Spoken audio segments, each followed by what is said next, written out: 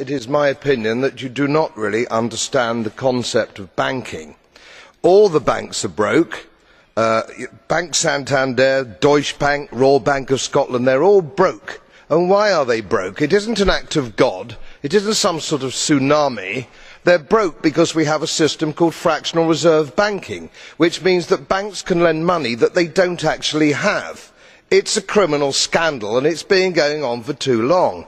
To add to that problem, you have moral hazard, a very significant moral hazard from the political sphere. And most of the problem starts in politics and central banks, which are part of the same political system.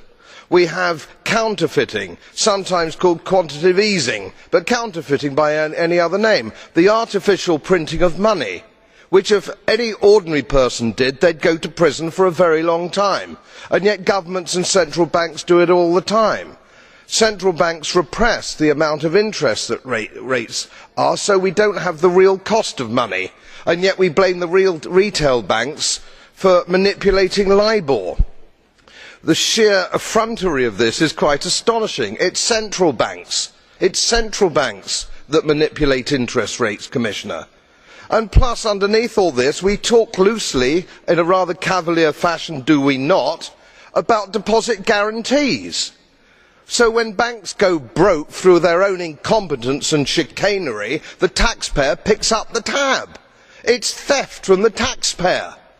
And until we start sending bankers, and I include central bankers and politicians, to prison for this outrage, it will continue.